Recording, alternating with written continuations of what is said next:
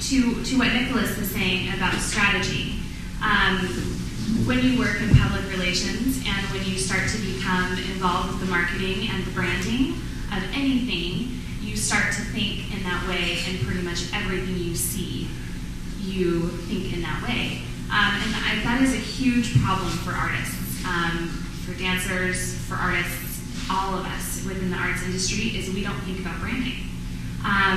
Something I think is very, very important is I don't think that social media works unless it has purpose. And what I mean is, I think a lot of people, when Twitter came on the scene, they were like, I don't really give a crap if you're having cereal for breakfast. I want actually it to mean something. So if we're, and you'll notice on Twitter, and even a lot on Facebook now, that it's all about this retweet or just repurpose information, which is okay. But I think there's something to be said about that if all you ever do is send a link to something, there's an aspect of just getting the word out and doing anything and everything possible that you can. There are so many places that you can list an event. That's publicity, right? So yeah, that's publicizing something. That is thinking of every single possible way that you can let people know about your event. And then there's actually strategy and making stories happen. And I think that is sometimes where you can use social media to your benefit in dance and in the arts, because it is more difficult to get stories and to get the larger public to care about what it is that we're doing. However, to that point, I feel like as a community, that is one of the things that we need to start to drive. We need to drive that interest. So when we're talking about target audience, I think there's the obvious aspects, right? So when you're talking about target audience, you always talk about who's going to actually care about your stuff. If you're a dancer, then anybody who's related to dance. But within dance, there's lots of different fields of dance. There's abstract, there's contemporary, there's ballroom, there's zouk, there's swing, and there's niche communities within all of those aspects, right?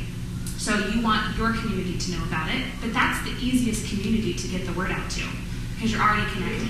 So then how do you get to the other communities of dance? Because they like dance, so shouldn't they like zouk, or shouldn't they like something that you do? Sometimes, sometimes not, but at least trying to get that information out to them, that's the other easy target audience, right? And then there's the outside of that. Okay, well, most artists, because they like music or because they like these things, then they'll probably also like dance, or specifically what we're doing, right? And then there's the who's actually going to buy the tickets. Because artists, we don't like to pay for art. We're in art. So we are not a good monetary investment. Let's put it that way.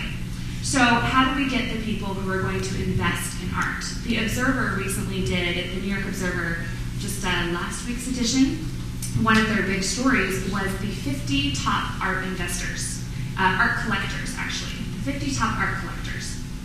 So, you will probably never see a story that's the 50 top dance investors. Why? Because we are not actually pulling a monetary community. If you've noticed theater has gotten more and more and more mainstream. Why? Because they're getting big names in. You've got the top actors who are also getting Academy Awards on a Broadway stage. But what are we doing in dance to drive the outside community? We're not. We're not doing enough. And this is something that is very challenging for me as a public relations worker, because it's really hard for me to get a story for my clients.